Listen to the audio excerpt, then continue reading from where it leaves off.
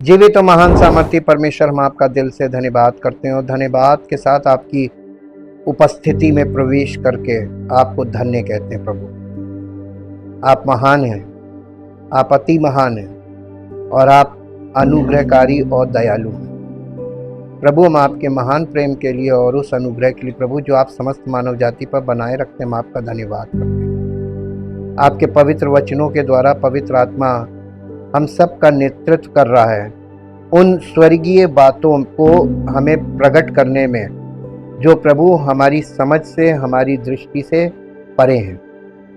वो आपके वचन के द्वारा हमें उन सब बातों को, उन आत्मिक सत्यों को प्रकट कर रहा है, ताकि मसीह का प्रकाशन हमारे मन में प्रकट हो और वो सत्य की ज्योति हमको, उसका प्रकाश हम पर चमके। हम सब विश्वास करने वाले आपकी उस दिव्य ज्योति से प्रकाशित हों, हमारा जीवन आपकी महिमा का कारण बने और सारी महिमा आपको मिले, जो आपकी योजना है। धन्यवाद के साथ प्रभु इस प्रार्थना को आपके इकलौते पुत्र प्रभु यीशु मसीह के पवित्र नाम से मांगते। आमीन। सबको जय मसीह की। हम परमेश्वर का बहुत धन्यवाद करते हैं। पार्थिव तंबू और स्वर्गीय तंबू में हम उन बातों का प्रकाशन पाएंगे, जो ये सारी बातें मिलकर मसीह का प्रकाशन बन रही है। पूरी बाइबल का जो केंद्र है वो है परमेश्वर का इकलौता पुत्र प्रभु यीशु मसीह, और जो परमेश्वर उसमें सृष्टि को रच रहा है और उसी में सबको एकत्र कर रहा है। उत्पत्ति से देखिए, अदन की वाटिका कहाँ है? उत्पत्ति में अदन की वाटिका है और निर्गमन में मूसा का तंबू है। इन दोनों के बीच कैसे संबंध बना? कनेक्टिविटी।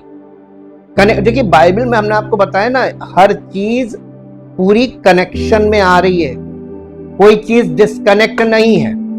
पवित्र आत्मा की यही तो खूबी है कि वो पूरे वचन को, उस कनेक्टिविटी को कंप्लीट करता है, तो नई वाचा के अंतर्गत प्रभु यीशु मसीह का प्रकाशन स्पष्ट हो जाता है। ये जो अदन की वाटिका है, ये पहाड़ के ऊपर थी, इसीलिए देखिए ये पहाड़ जो है ये वर्ल्ड में, mountain is in the world, और इसीलिए mountain of Eden garden. Eden garden, या एन नहीं लगा, देखो ईडन गार्डन है। ये ईडन गार्डन जो है, ईडन में गार्डन है। तो देखिए ये वर्ल्ड में पहाड़ है और उसके बाद ये ईडन है और ये garden is the top place. मूसा यहां तक गया था और 70 अगुए जो थे उसके एल्डर्स, वो यहां तक गए तो उनको परमेश्वर ने कहा था वहीं रोक दो, ऊपर नहीं आएंगे। ऊपर केवल मूसा गया था। और इन सब बातों की कनेक्टिविटी जो अदन की वाटिका के यानी सिनै पर्वत पर वो गया था, ये अदन की वाटिका को ही दिखाता है। और ये माउंटेन ऑफ गॉड आ गया। पहले वो ईडन गार्डन था, फिर उसके बाद माउंटेन ऑफ गॉड परमेश्वर के होरेब पर्वत पे, फिर सिनै पर्वत है। होरेब और सिनै एक ही है। अब इनके बीच की कनेक्टिविटी आज हम लोग देखेंगे, क्योंकि सीधे सीधे देखिए यहाँ पे कितने पार्ट हैं, 1 2 3। ये अपवर्ड्स है, ये अपवर्ड्स है। Part 1, part 2, part 3। Second part is middle and the final part, top part is above. तो ये परमेश्वर की उपस्थिति का प्रकाशन इसमें है। अदन की वाटिका या होरेब पर्वत, या आप सिनै पर्वत कह सकते हैं। इसके बाद आता है मूसा का तंबू। इसमें भी वही चीज है, पार्ट 1, पार्ट 2, पार्ट 3। इसका जो बाहरी आंगन है रिप्रेजेंट्स वर्ल्ड। यहीं पर परमेश्वर न्याय का काम कर रहा है। हम लोगों ने बहुत लंबा इसका अध्ययन किया था। हाँ, पीतल की हौदी, पीतल की वेदी, ये परमेश्वर संसार का न्याय करता है मसीह में, और वही न्याय दिखाया गया आंगन में। और ये आंगन represents our outer part of the body, यानी हमारा ये शरीर, भौतिक शरीर, ये वर्ल्ड। उसके बाद है ईडन। ईडन का मतलब भीतरी मनुष्य के अंदर 2 पार्ट होते हैं, प्राण और आत्मा। ये ईडन और गार्डन।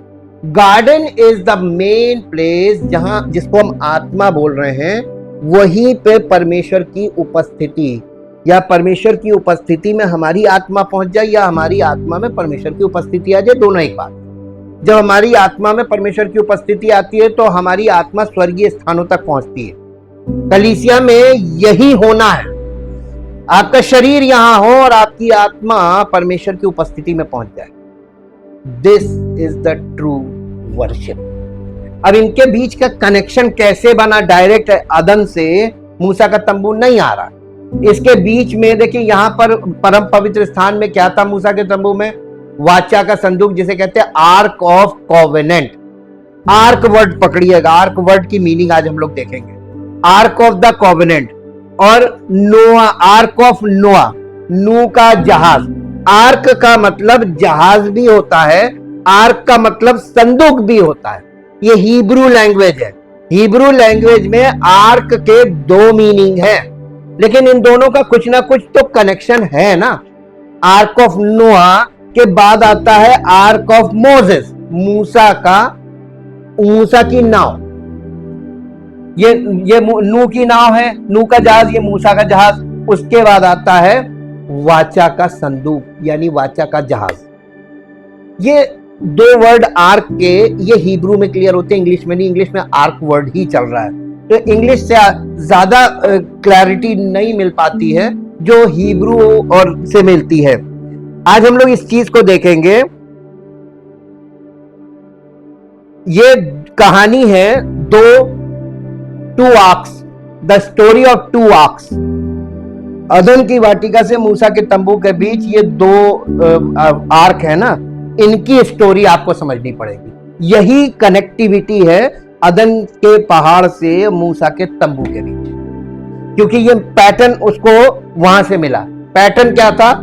3 पार्ट, और ये 3 पार्ट में जो ये था वाचा का संदूक वाला पार्ट, ये सबसे प्रमुख पार्ट था। उसके बाद दूसरा प्रमुख पार्ट था होली प्लेस, और जिसे ईडन बोलते हैं, और फिर सब उससे बाद जो था वो था बाहरी आंगन। तो ये 3 पार्ट, 3 लेयर, ये क्या था? सबसे पहले मेरे साथ निकालिए उत्पत्ति की पुस्तक, उसका 6 अध्याय, 6 अध्याय, और 6 अध्याय का 13 पद से पढ़ेंगे। तब परमेश्वर ने नूह से कहा, सब प्राणियों के अंत करने का प्रश्न, सब प्राणियों के अंत करने का प्रश्न मेरे सामने आ गया है, क्योंकि उनके कारण पृथ्वी उपद्रव से भर गई है, इसलिए मैं उनको पृथ्वी समेत नष्ट कर डालूंगा। पृथ्वी समेत। इसलिए तू गोपेर वृक्ष की लकड़ी का एक जहाज बना ले, उसमें कोठरियां बनाना,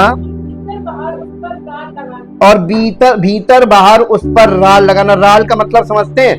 तारकोल, जिसको बोलते हैं बिटोमिन, वो पेड़ों के उससे निकाला जाता है, वो राल लगाना जी, वाटरप्रूफ करने के लिए। इस ढंग से तू उसको बनाना। देखिए, एक एक माइन्यूट डिटेल मिलेगी आपको। जहाज की लंबाई 300 हाथ, चौड़ाई 50 हाथ, और ऊंचाई 30 हाथ की हो। जहाज में एक खिड़की बनाना, और उसके एक हाथ ऊपर से इसकी छत बनाना। खिड़की से एक हाथ ऊपर से उसकी छत बनाना, और जहाज की एक ओर नहीं, जहाज की एक ओर एक द्वार रखना, और जहाज में, अब यहाँ पे ध्यान दीजिएगा, जहाज में पहला, दूसरा और तीसरा खंड बनाना। देखिए 3 लेवल आ गए, यहाँ 3 लेवल आए ना। 3 स्टोरी का जहाज बनाना, 1 2 3। ये जो वो है ना, अदन की वाटिका जो पहाड़ पे थी, ये परमेश्वर के पर्वत पे, ये उसने नूह के जहाज में उतार दिया। हम लोग गीत गाते हैं ना, नूह ने एक जहाज बनाया, ऊपर से नक्शा आया, जिसने भी विश्वास किया उसने जीवन पाया। ये सब सच्ची चीजों को परमेश्वर ने यहाँ पर बाइबल में ऐसा रखा है क्योंकि यहीं से लोगों को सत्य मिलेगा। परमेश्वर 3 की संख्या बार बार चल रही है, त्रिएक परमेश्वर को, और मनुष्य भी त्रिएक है, और सेटनिक ट्रिनिटी भी है, शैतान की भी त्रिएकता है। तो आज हमारे युग में 3 ट्रिनिटी काम कर रही है, trinity of God, trinity of man and trinity of Satan. ये जो कंफ्यूजन आप देख रहे हैं ना, सब अपनी अपनी लगाए पड़े, इसका कारण ही यही है, ये सब ट्रिनिटी आपस में टकरा रही। परमेश्वर में आप जब तक पूरी तरीके से सरेंडर नहीं हो तो आप इसमें ही फंस जाइए।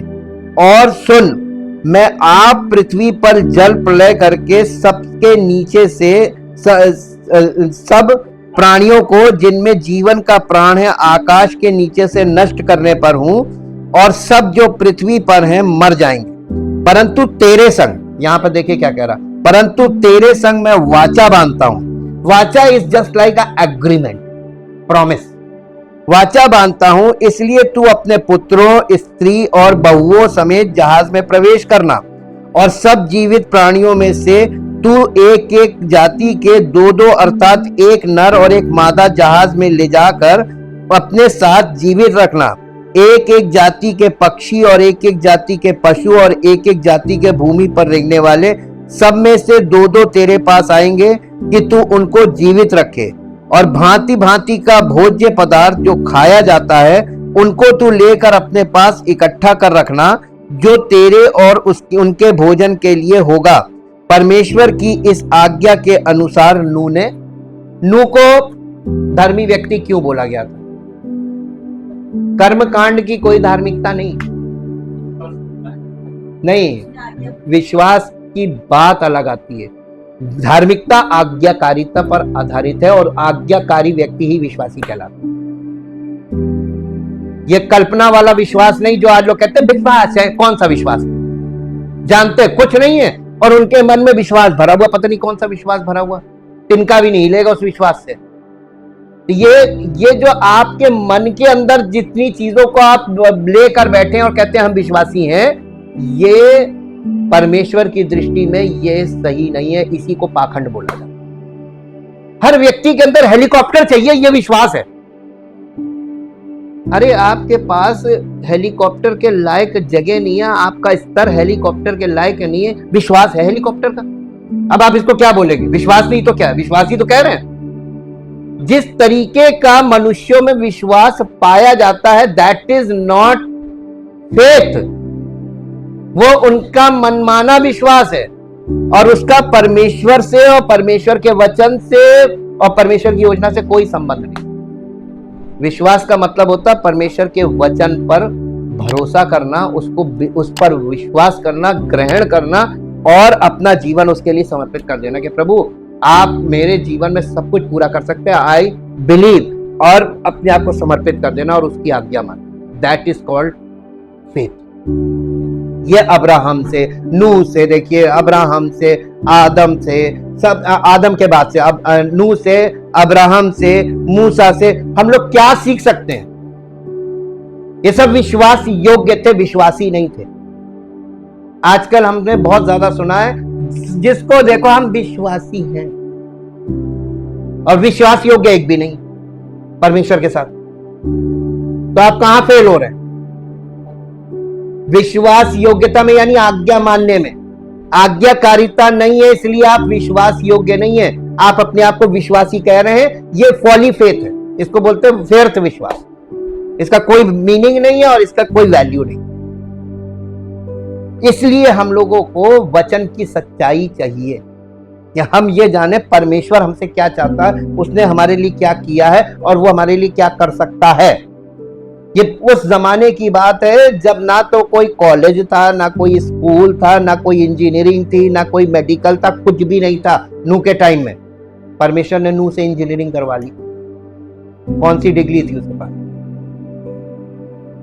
3 स्टोरी का जहाज बनवा दिया था। आज भी वो जहाज है, आज भी वो जहाज है। ये सब चीजें संरक्षित रखी हुई हैं, प्रमाण बाइबल के। अरारात पर्वत पर जाकर रुका था, उस जहाज ने उनको बचाकर ऊंचे पहाड़ के टॉप पे, इस जगह पे, लेवल पे जाके रोका था। परमेश्वर ने उनको देखिए यहां से यहां उठा दिया था उस जहाज में।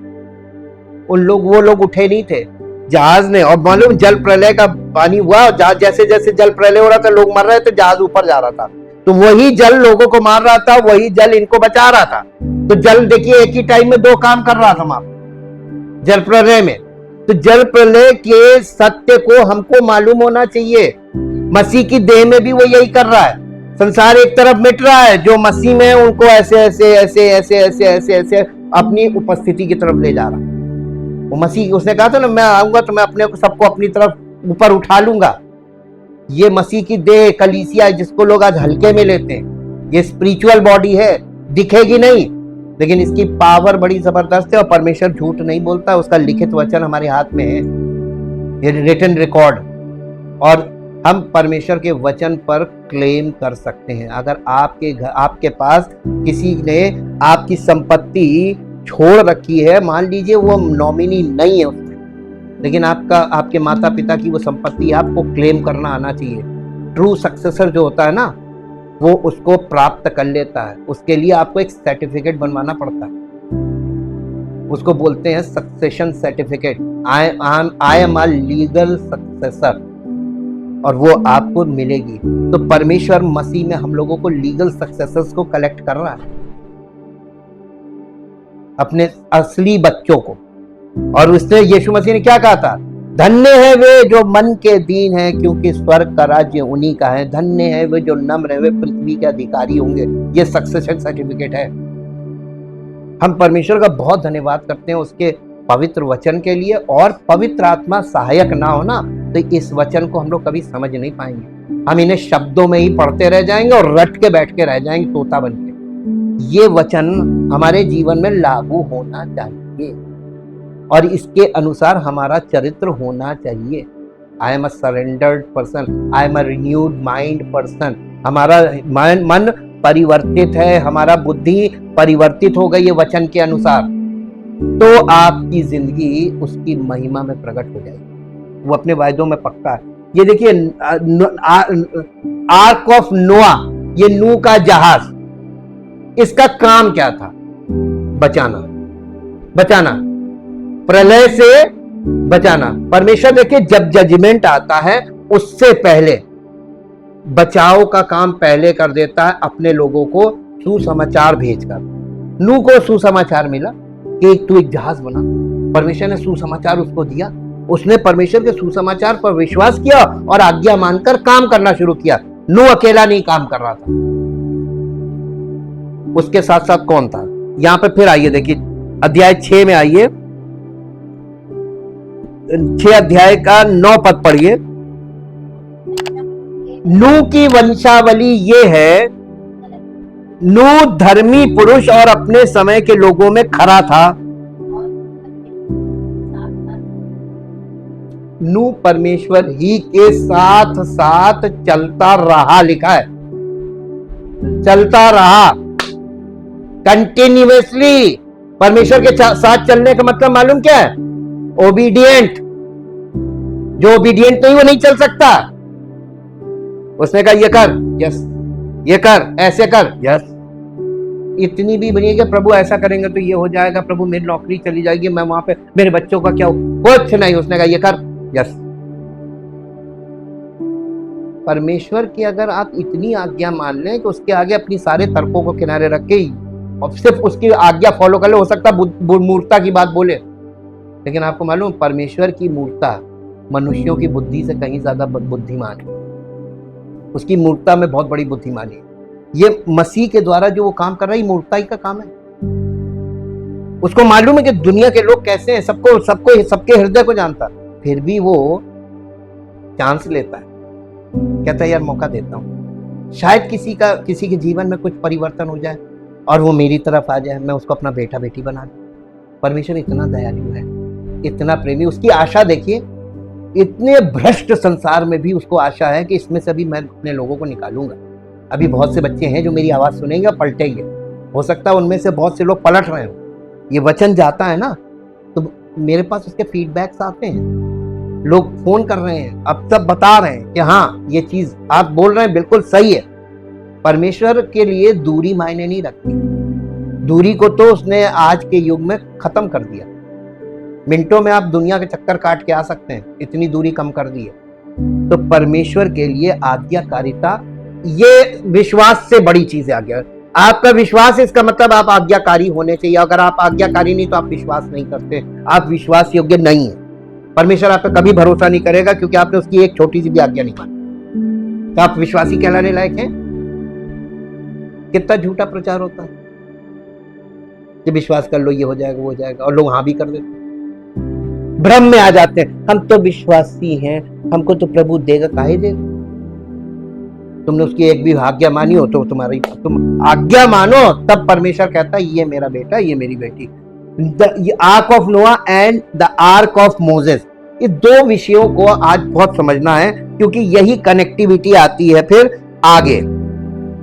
बाइबल में 23वां शब्द दो संदर्भों में आता है, नूह का जहाज और एक टोकरी जिसमें एक बालक मूसा को उसकी मां द्वारा नील नदी पर छोड़ने से पहले रखा गया था। निर्गमन की पुस्तक में आइए, निर्गमन की पुस्तक और उसका दूसरा अध्याय। ये कहानी जैसी खत्म होगी, देखिए आप, निर्गमन शुरू होता है, उत्पत्ति खत्म होता है और निर्गमन शुरू होता है। निर्गमन की पुस्तक अध्याय 2 का 3 पद पढ़िए, बल्कि 2 पद से पढ़िए। वो स्त्री गर्भवती हुई और उसके एक पुत्र उत्पन्न हुआ, और ये देखकर कि बालक सुंदर है उसे 3 महीने तक छिपा रखा। जब वो उसे और छिपा ना सकी तब उसके लिए सरकंडों की एक टोकरी लेकर उस पर चिकनी मिट्टी और राल लगाई और उसमें बालक को रखकर नील नदी के किनारे कांसों के बीच छोड़ आई।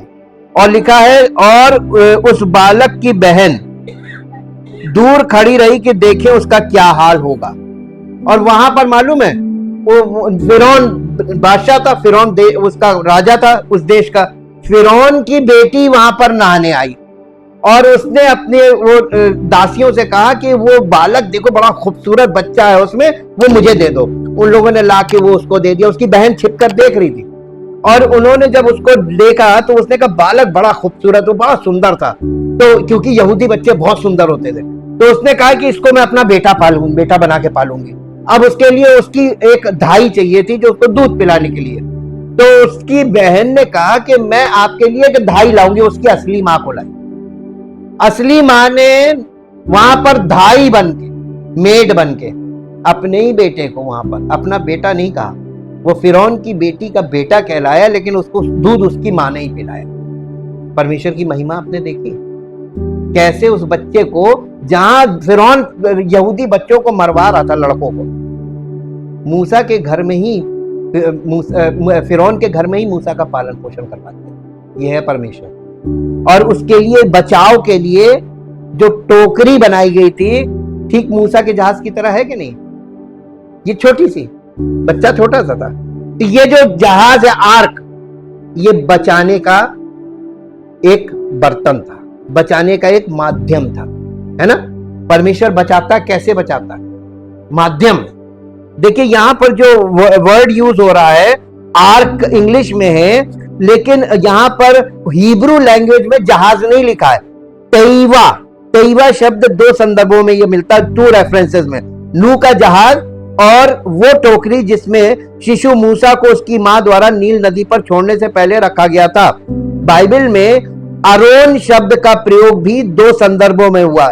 देखिए आर्क इंग्लिश में सब जगह चल रहा है, लेकिन आप हिब्रू के बिना ट्रुथ नहीं जान पाए। हिब्रू में मूसा के जहाज के लिए और मूसा के ये जहाज के लिए और नूह के जहाज के लिए एक शब्द यूज होता है जिसको कहा गया है आरोन।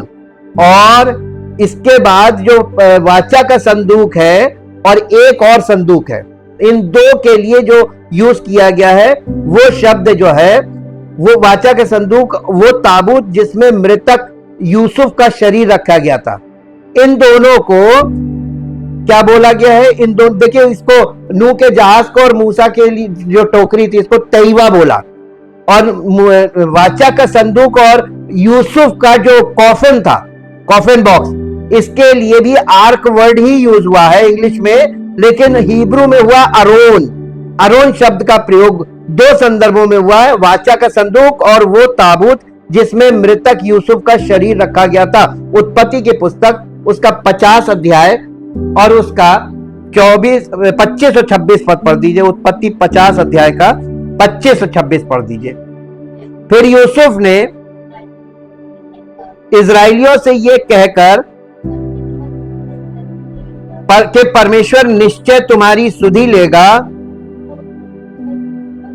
उनको इस विषय की शपथ खिलाई, हम तेरी हड्डियों को यहां से उस देश में ले जाएंगे। इस प्रकार यूसुफ 110 वर्ष का होकर मर गया और उसके शव में सुगंध द्रव्य भरे गए और वो शव मिस्र में एक संदूक में रखा गया। इस संदूक को भी आर्क बोला गया। आर्क का मतलब संदूक। यहां पे आर्क क्या हो गया? संदूक। यहां जहाज था, वहां संदूक हो गया। ठीक, तो इसके दो मीनिंग आ गए, दो अलग अलग वर्ड है, और इंग्लिश में एक है लेकिन हिब्रू में अलग अलग है। एक पद आप और पढ़ दीजिए मेरे साथ, जो आपको मिलेगा निर्गमन की पुस्तक 13 अध्याय उसका 19 पद। निर्गमन 13 अध्याय और उसका 19 पद।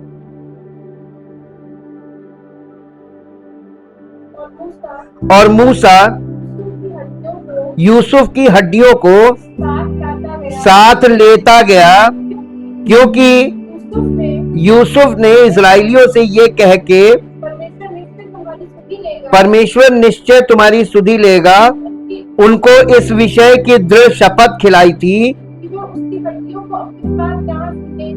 कि वे उसकी हड्डियों को अपने साथ यहां से ले जाएंगे। तो मिस्र में नहीं छोड़ी थी, वो उन हड्डियों को लेके जंगल में आ गए थे। यहाँ पे ये लोग देखिए जंगल में आ गए, मिस्र से बाहर आ गए, वो हड्डियां उसकी ले गए थे, है ना। इसके साथ साथ एक पद और पढ़िए जो आपको मिलेगा। देखिए कंटिन्यूटी देखिएगा, बुद्ध उत्पत्ति का अंत है, निर्गमन का आरंभ है, मूसा आ गया, है ना। लेकिन देखिए यूसुफ की हड्डियां चल रही हैं। यहोशू की पुस्तक 24 अध्याय का 32 पद। यहोशू 24 अध्याय, ये यहोशू की यहोशू की पुस्तक का एंड होगा मेरे ख्याल से। हाँ, फिर यूसुफ की हड्डियां मिस्र से ले आए थे,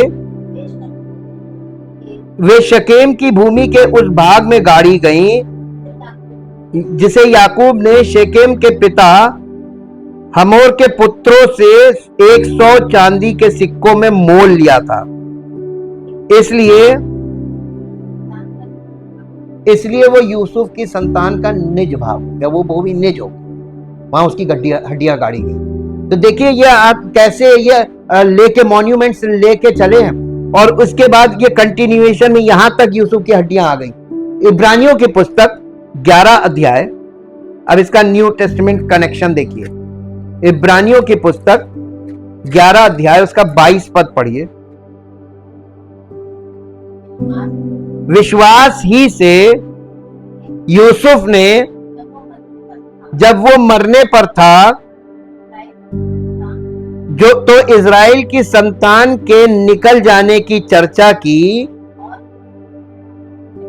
और अपनी हड्डियों के विषय में आ गया था। विश्वास से बोला था उसने, ये उसको विश्वास था कि परमेश्वर ऐसा करेगा। एक तरीके से आप इसको विश्वास कह लीजिए, दूसरे तरीके से आप कह दीजिए भविष्यवाणी की। वो भविष्यवाणी कर रहा था जिसे विश्वास से बोलना बोलते हैं। इसीलिए बाइबल में नए नियम में लिखा है कि भविष्यवाणी करो, यानी विश्वास से बोलो। परमेश्वर ने जो तुम्हारे लिए रखा है तुम उस पर विश्वास करो और बोलो कि परमेश्वर हमें यह देगा। यदि तू कुछ परमेश्वर से मांगता है विश्वास से या भविष्यवाणी करके कि प्रभु हमें यह देगा, उसके लायक बन जाओ और उसको समर्पित हो जाओ ताकि वो तुम्हें मिल जाए। अब आया समझ में वाचा कैसे पूरी होती है? पहले वाचा की संतान बनो, उसके साथ अग्रीमेंट में आओ। वहां पर ये लोग जो थे अग्रीमेंट में थे, वाचा में। अब्राहम से वाचा बांधी थी तो अब्राहम के सारे घराने से बांधी, उसके सारे पूर्वजों से बांधी, हाँ के ना? तो मसीह के द्वारा हम सबसे तो बांधी सारी। उसमें यहाँ पे कोई जातिवाद नहीं है मसीह में। उसने कहा सब मनुष्यों को उसने बोल दिया, मसीह में सबको वेलकम है उद्धार पाने के लिए। जो विश्वास करे वो आए, ग्रहण करे, सुसमाचार ग्रहण करे, विश्वास करे, पश्चाताप करे, समर्पण करे और आ जाए। तो वाचा के अंतर्गत आपको आना पड़ेगा। नूह के जहाज में परमेश्वर ने नूह से वाचा बांधी थी कि जितने इस जहाज में होंगे उन सबको मैं बचा लूंगा। और नूह जहाज बना रहा था, यही सुसमाचार का प्रचार था कि वो कुछ कर बना रहा था।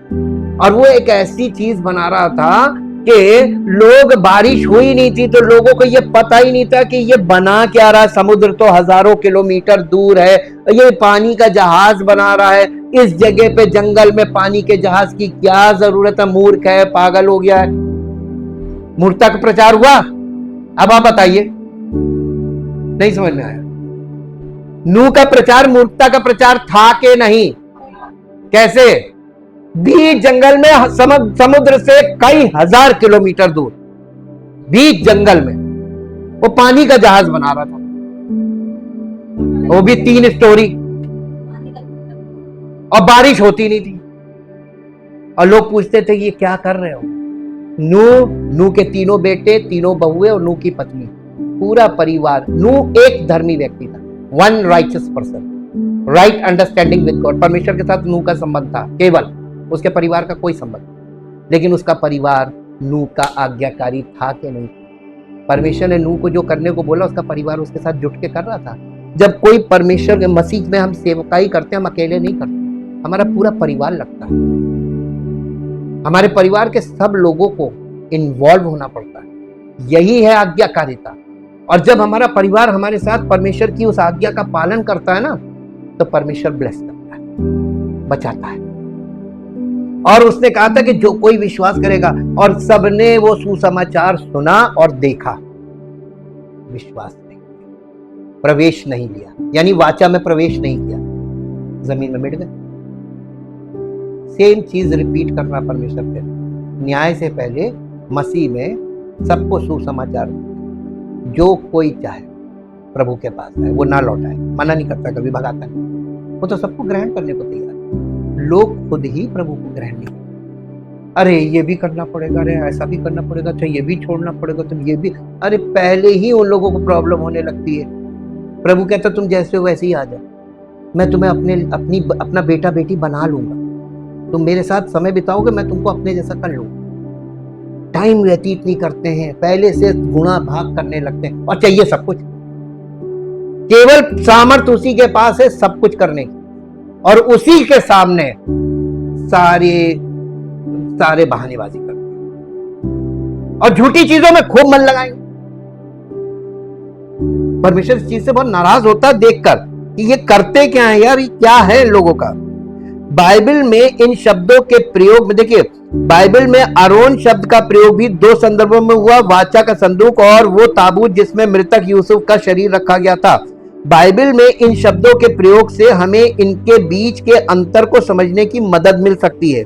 इन संदर्भों में इन दोनों शब्दों का प्रयोग किया गया है, उनके आधार पर हम ये तर्क दे सकते हैं कि इनके बीच का अंतर यह है कि जहाजों का उपयोग कहां किया जाता था।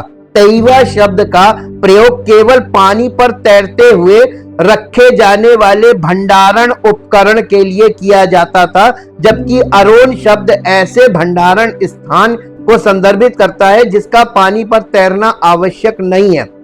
इसलिए ऐसा प्रतीत होता है कि तैवा और अरोन से अभिप्रायित पात्रों के प्रकारों में अंतर यह है कि पहले वाले का उपयोग केवल जल निकाय के ऊपर किसी वस्तु के भंडारण के लिए किया जाता है, जबकि दूसरे वाले का ऐसा नहीं किया जाता है। तो वाचा का संदूक और वो उसका ताबूत, ये तो पानी पे नहीं तैरे, लेकिन ये 2 पानी पे तैरे। तो इन दोनों के लिए अलग अलग शब्द इसीलिए है, और इन दोनों का यहां से संबंध है। देखिए मूसा को ही परमेश्वर ने क्यों बुलाया ऊपर, सोचिए, नूह के बाद देखिए कहानी में मूसा आ जाता है, और मूसा के बाद फिर मूसा का तंबू आ जाता है, और उस तंबू में मसीह का प्रकाशन आ जाता है। कनेक्टिविटी दिख रही है ना आपको? बाइबल में कहीं कोई डिस्कनेक्शन आ रहा है? बिल्कुल एकदम सीधी लाइन आ रही है। वैकल्पिक रूप से हम ये मान सकते हैं कि भंडारण के इन दो रूपों के बीच का अंतर इस बात में निहित है कि क्या संग्रहित किया जा रहा है। सबसे बड़ी बात है कि कंटेंट क्या है। नूह के जहाज में कंटेंट क्या था? सारे प्राणी थे। प्राणी में मनुष्य से लेके जानवर सब प्राणी कहलाते। आप जाते हैं, जब जू जाते हैं, वहां पे क्या लिखा हुआ? प्राणी उद्यान। तो वो जानवर भी प्राणी है और हम क्या है? प्राणी तो है। तो यानी जानवरों से मनुष्यों को क्या चीज अलग करती है? आत्मा।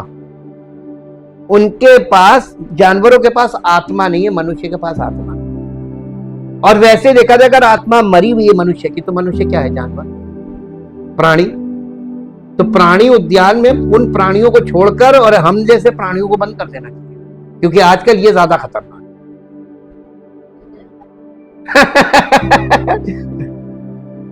वो तो बेचारे देखिए, जो लोग सर्कस वाले वो उनको पालते हैं, प्यार करते हैं, देखिए वो उनके लिए कमाते हैं कि नहीं कमाते हैं, और कितनी वफादारी से। भले एक टाइम खाने को दे रहे हैं, लेकिन उनके लिए कमा के हजारों रुपया देते हैं। कितना वफादार। परमेश्वर हमारे और आपके जीवन में बहुत कुछ अपनी महिमा प्रकट करना चाहता है।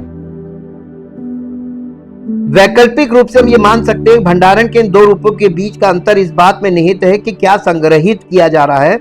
बाइबल के उदाहरणों में तेईवा शब्द विशेष रूप से एक जीवित व्यक्ति यानी नूह और उसके परिवार या शिशु मूसा को संग्रहित करने के लिए संदर्भित करता है। रब्बी एहरोन मार्कस बताते हैं कि तेईवा शब्द बाइत का मतलब होता है घर शब्द से संबंधित है, क्योंकि दोनों में एक ही अक्षर है। इसका तात्पर्य है तेईवा कुछ मायनों में एक व्यक्ति के घर जैसा है। दूसरी ओर अरोन शब्द अन्य प्रकार के भंडारण को संदर्भित करता है, यहां तक कि निर्जीव वस्तुओं जैसे पटियाएं, वाचा की पटियाएं या यूसुफ की लाश को संग्रहित करना। निर्जीव चीजों को, जो वाचा का संदूक था उसमें पत्थर की पटियाएं तो थी जिस पर 10 आज्ञाएं लिखी थी, वो निर्जीव चीज थी, उसको उसमें संग्रहित किया। मूसा की जो लोथ थी वो निर्जीव थी। ये सब बाइबल के अर्थ में तेईवा और अरोन शब्दों के बीच अंतर को स्पष्ट करता है। हालांकि जब हम शब्दों के रब्बिनिक उपयोग को शामिल करते हैं तो मामला कहीं अधिक जटिल हो जाता है। रब्बिनिक हिब्रू में तेईवा और अरोन शब्दों को लगभग एक दूसरे के स्थान पर इस्तेमाल करते हुए हम पाते हैं। उदाहरण के लिए एक मिशना बताता है कि कैसे उपवास के सामुदायिक दिनों में तेईवा को सार्वजनिक आक्रोश दिखाने के लिए शहर के चौक के बाहर ले जाया जाता था। और एक अन्य मिशना नियम है कि एक आराधनालय की इमारत को बेचने से प्राप्त धन का उपयोग केवल तेईवा या तेईवा से अधिक पवित्र कुछ खरीदने के लिए किया जा सकता था। ये उनमें जो यहूदी लोग थे उनमें ये सब विधियां थी, उसके लिए इन शब्दों का भी इस्तेमाल वो लोग करते थे। इसी तरह तलमूद में यरूशलेमी वाचा के संदूक की संरचना की व्याख्या करता है, जिसे बाइबल अरोन कहती है। ये बताता है कि संदूक वास्तव में 3 तेईवा से बना था, 2 सुनहरे और एक लकड़ी के बक्से को एक सुनहरे बक्से के अंदर रखा गया था और दूसरे सुनहरे बक्से को लकड़ी के बक्से के अंदर रखा गया था, ताकि सभी उजागर सतहें सुनहरी हो और लकड़ी नीचे छिपी हो। इस प्रकार ये 3 तेईवा संरचना यानी 3 परतों की संरचना, 3 तेईवा संरचना अरोन के रूप में जानी जाती है। यह अंश साथ ही तेईवा और अरोन शब्दों के बीच अंतर की प्रकृति के बारे में हमारी पूर्व धारणाओं को गलत साबित करता है। अंततः आधुनिक हिब्रू भाषा इन दोनों शब्दों के बीच स्पष्ट अंतर प्रस्तुत करती है, क्योंकि आधुनिक हिब्रू में शब्द तेईवा का अर्थ भंडारण संदूक होता है और शब्द अरोन का अर्थ कोठरी होता है। यानी जो मॉडर्न हिब्रू है उसने इन दोनों को अलग अलग कर दिया। तेईवा का मतलब होता है कि वो भंडारण जो पानी के ऊपर तैरता है, जिसमें जीवित चीजें रखी जाए और बचाया जाए। और अरोन का मतलब होता है जिसमें निर्जीव चीजों को रख दे, जैसे हम लोगों की अलमारी, कबर्ड, ये है संदूक। तो वाचा का संदूक जो था वो अरोन था, और तेईवा ये दोनों का तेईवा था। ये तेईवा से अरोन आया। तो ये इन लोग आपस में इनकी जो वहां की जो लोकल कहते नहीं है कि इनकी आपस की लोकल की जो वहां की कहानियां हैं, उसमें इन लोग इसको मिक्स करके इंटरचेंजेबली भी यूज करते थे। और इनके उसमें तो ये दो वाचा की जो टू आर्क्स है, दो वाचा इनके द्वारा वाचा बांधी थी। नूह का जहाज वाचा का एक माध्यम था बचाने के लिए, और मूसा के लिए जो टोकरी बनाई थी ये भी बचाव के लिए था। परमेश्वर हमारे लिए भी कुछ ऐसे ही कर रहा है। मेरे साथ निकालिए पहला पत्रस 3 अध्याय, पहला पत्रस 3 अध्याय,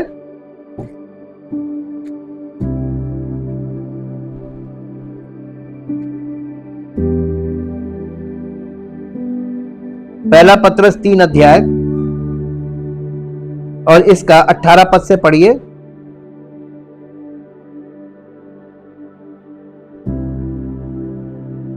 पहला पत्रस, इसलिए कि मसीह ने भी अर्थात अधर्मियों के लिए धर्मी ने पापों के कारण एक बार दुख उठाया, ताकि हमें परमेश्वर के पास पहुंचाए। देखिए, ताकि हमें परमेश्वर के पास पहुंचाए। क्या हम पहुंच जाएंगे? हम विश्वास करके पहुंच नहीं सकते, ऐसा लिखा नहीं है। देखिए, आज मसीही लोग क्या कहते हैं, हम तो प्रभु में। जब तक वो तुमको परमेश्वर के पास नहीं पहुंचाएगा तुम पहुंच सकते हो? इसीलिए तो उसने कहा बिना मेरे कोई पिता तक नहीं पहुंच सकता। याद कीजिए यूहन्ना 14 अध्याय का 6 पद, बिना मेरे कोई पिता तक नहीं पहुंच सकता। मार्ग, सत्य और जीवन तीनों मैं हूं, और ये मार्ग, सत्य, जीवन के बिना कोई पिता तक नहीं पहुंच सकता। वो ये कह रहा था मार्ग, सत्य और जीवन मैं ही हूं, और ये मार्ग, सत्य और जीवन के बिना कोई परमेश्वर तक पहुंच नहीं सकता। जी आगे, वो शरीर के भाव से तो घात किया गया, पर आत्मा के भाव से जिलाया गया। उसी में, किसमें? आत्मा में, आत्मा में, उसी में उसने जाकर कैदी आत्माओं को भी प्रचार किया, जिन्होंने उस बीते समय, किस समय की बात कर रहा है? नूह के। देखिए यीशु मसीह कहां से किन लोगों को सुसमाचार सुनाने आत्मा में गया था? नूह के समय के लोगों जो जल प्रलय में मर गए, पश्चाताप नहीं किया था, उनकी आत्माओं को सुसमाचार सुनाने गया।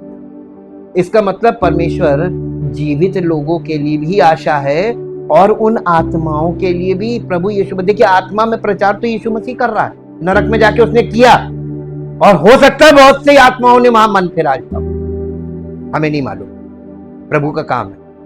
लेकिन हम तो जीवित हैं, और जो जीवित और बचे रहेंगे वो प्रभु के साथ बादलों में मुलाकात करेंगे। यही रैप्चर है, और अभी हम लोगों के लिए मौका है कि हम प्रभु से मुलाकात कर सकते हैं। हवा में का मतलब आत्मा। आप आत्मा में प्रभु से मुलाकात नहीं करना मांगते, कर सकते हैं। मसीह की देह कलीसिया में यही तो वो चाहता है कि हम प्रभु से आत्मा में मुलाकात करें, यानी हवा में उससे मुलाकात करने का मतलब आत्मा में। जी आगे पढ़िए। जिन्होंने उस बीते समय में आज्ञा ना मानी, जब परमेश्वर नूह के दिनों में धीरज धरकर ठहरा रहा, और वो जहाज बन रहा था जिसमें बैठकर थोड़े लोग अर्थात 8 प्राणी पानी के द्वारा बच गया, और उसी पानी के द्वारा सारा संसार नष्ट हो गया। पानी मार भी देता, पानी बचा भी देता है। देखिए आपने, देखिए एक उसी पानी ने तो काम किया ना। जी उसी पानी का दृष्टांत भी अर्थात बपतिस्मा जी उठने के द्वारा अब तुम्हें बताता है। यानी यीशु मसीह हमारे लिए बचाने के लिए जहाज आया। वो जहाज कौन है? प्रभु यीशु मसीह। तो उसकी आत्मिक देह जो कलीसिया, ये जहाज ही तो है। इस दुष्ट संसार में हमें कौन बचाएगा? मसीह की देह। ये और मसीह की देह में समर्पण होना, यही बपतिस्मा है। आप मसीह की देह में समर्पित हो जाइए आत्मा में, और आप देखिए आपको यूं करके पहुंचा देगा पिता। अब स्पष्ट हुआ परमेश्वर का कार्य जो मूसा से वहां नूह से शुरू हो रहा है, मसीह में पूरा हो रहा है कि नहीं हो रहा है? उनको कहीं किसी को उद्धार मिला नहीं है। पूरी बाइबल में आरंभ से उद्धार यहीं पे आया, मसीह में वो सारा उद्धार रखा हुआ है। एक ही उद्धार करता समस्त मानव जाति के लिए। परमेश्वर हमको अलग अलग जातियों में नहीं देखता, वो आदम से जिसे उसने बनाया था और उसी के आदम की संतान में से हम लोगों को मानता। और अगर देखा जाए तो अकॉर्डिंग टू द बाइबल हम सब नूह की संतान है, क्योंकि आदम की वंशावली तो नूह के समय में खत्म हो गई। वहां से जो मानव जीवन श्रृंखला आज खड़ी है, ये किसकी संतान है? सब नूह की संतान है ना? नूह की संतान। चाहे हम कुछ भी कर लें, क्या हम अपने वो डीएनए को, उस आइडेंटिटी को मिटा सकते हैं जो ऐतिहासिक है? बाइबल वहीं से हमसे बात करती है, रूट पे ले जाके हमको खड़ा करती है कि तुम कौन हो, तुम कहां से हो, आज के मत देखो। और यहाँ पे ये देखा, उसी पानी का दृष्टांत भी अर्थात बपतिस्मा यीशु के जी उठने के द्वारा अब तुम्हें बचाता है। इससे शरीर के मैल को दूर करने का अर्थ नहीं, परंतु शुद्ध विवेक से परमेश्वर के वश में हो जाने का अर्थ है। यानी मसीह की देह में आप ऐसे समर्पित हो ताकि आपका विवेक शुद्ध हो और परमेश्वर के साथ आपका व्यक्तिगत संबंध हो। यही तो वो चाहता है। और आप उसके वचन को इतना अंडरस्टैंड करते हो कि कोई भी व्यक्ति आप उसकी सहायता कर सकते हैं। एक शारीरिक रूप से अगर कोई व्यक्ति अक्षम है या निर्बल है, उसके लिए उद्धार में कोई बाधा नहीं, उद्धार मिल जाएगा। लेकिन एक मानसिक रूप से मंदित व्यक्ति के लिए उद्धार में बाधा है, उद्धार नहीं पा सकता। पूछिए क्यों? क्योंकि बिना अंडरस्टैंडिंग के और बिना आज्ञा माने, बिना विवेक के उद्धार कैसे मिलेगा? या तो उसका कोई निकट संबंधी जो प्रभु में मजबूत विश्वासी हो, वो उसको प्यार से अपने साथ रखे, उसके कारण वो बच सकता है। इसको कहते हैं किन्समैन रिडीमर। हम बहुत से लोगों के लिए किन्समैन बन सकते हैं, यानी दूसरों को जो उद्धार नहीं पा सकते, अक्षम है, मानसिक रूप से मानसिक मंदित है, उनको प्रेम देकर उनके लिए उद्धार प्राप्त करने का माध्यम बन सकते है ना? परमेश्वर अपने लोगों से, मसीही लोगों से, जो मसीही विश्वासी है, उनसे यही तो कहता है कि जो लोग सक्षम नहीं है, तुम उनके पास जाओ, उनकी सुधि लो, उनको सिखाओ, उनके स्तर को बढ़ाओ। ये काम करना, ये सेवा है। हो सकता है आपको इसमें कोई मेडल ना मिले, कोई आपको यानी कोई प्रोत्साहन भी ना मिले, लेकिन परमेश्वर आपको रिवॉर्ड इन्हीं चीजों का देगा। आप देखना चाहते हैं? मैं आपको दिखाता हूं कैसे परमेश्वर हमसे किस तरीके की सेवा लेना मांगता है। कई बार लोग सोचते हैं कि सेवा यानी प्रचार एक सेवा नहीं, प्रचार नहीं सेवा। सेवा परमेश्वर ने हमारे लिए जो रखी है वो ऐसी है। मत्ती रचित सुसमाचार 25 अध्याय और उसका 31 पद के ऊपर देखिए, लिखा न्याय का दिन। 31 पद पढ़िए। जब मनुष्य का पुत्र अपनी महिमा में आएगा और सब स्वर्गदूत उसके साथ आएंगे, तो वो अपनी महिमा के सिंहासन पर विराजमान होगा और सब जातियां उसके सामने इकट्ठा की जाएंगी।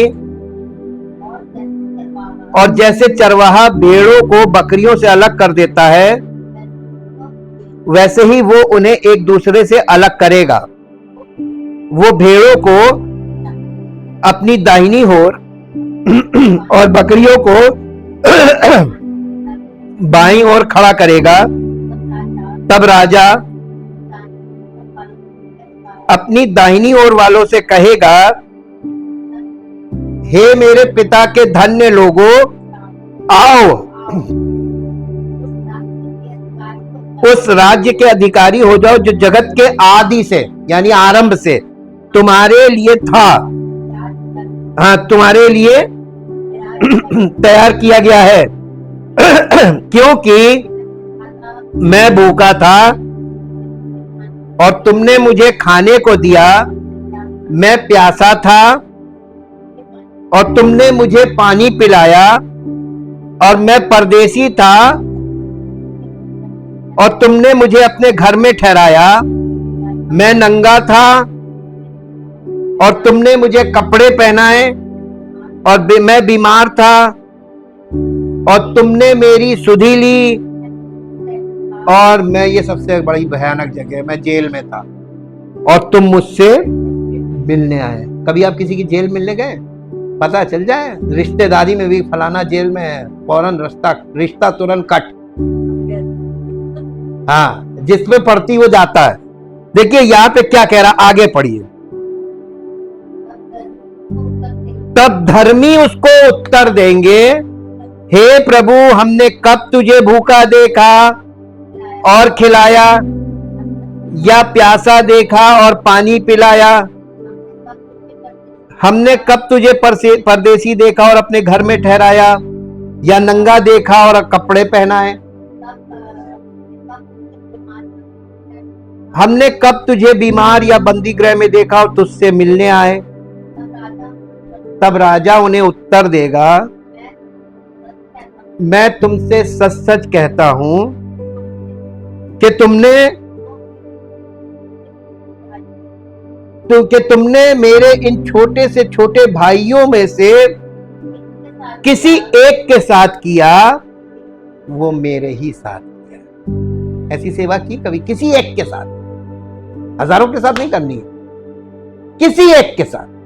जी आगे पढ़िए। तब वो बाईं ओर वालों से कहेगा, हे शापित लोगों, मेरे सामने से उस अनंत आग में चले जाओ जो शैतान और उसके दूतों के लिए तैयार की गई है, क्योंकि मैं भूखा था और तुमने मुझे खाने को नहीं दिया, मैं प्यासा था और तुमने मुझे पानी नहीं पिलाया, मैं परदेसी था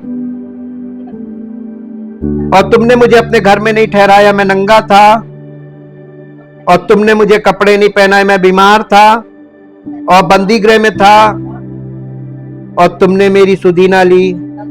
तब वे उत्तर देंगे, हे प्रभु, हमने तुझे कब भूखा या प्यासा या परदेसी या नंगा या बीमार या बंदी गृह में देखा और तेरी सेवा टहल ना की? तब वो उन्हें उत्तर देगा, मैं तुमसे सच सच कहता हूं कि तुमने जो इन छोटे से छोटों के साथ भी नहीं किया, वो मेरे साथ भी नहीं किया। और ये अनंत दंड भोगेंगे, परंतु धर्मी अनंत जीवन में प्रवेश करेंगे। सेवा काहे की करनी है? देखिए वहां पर भजन कीर्तन नहीं पूछेगा कितनी की, पूछेगा ये कितनी प्रार्थना की, कितनी बाइबल पढ़ी, कितना चर्च गए, कितना दान दिया, कितने देर प्रार्थना करते थे, कितना भजन करते थे। लोग, दुनिया क्या कर रही है? भलाई कोई नहीं कर रहा है। ये कर्म कांड में केवल दिखावा, केवल दिखावा, और वो नफरत करता है इन चीजों से।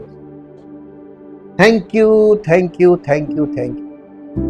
परम पिता परमेश्वर, हम आपका दिल से धन्यवाद करते हैं आपकी अद्भुत योजनाओं के लिए प्रभु, जो आपने आदि से समस्त मानव जाति के लिए एक ही योजना बनाई है।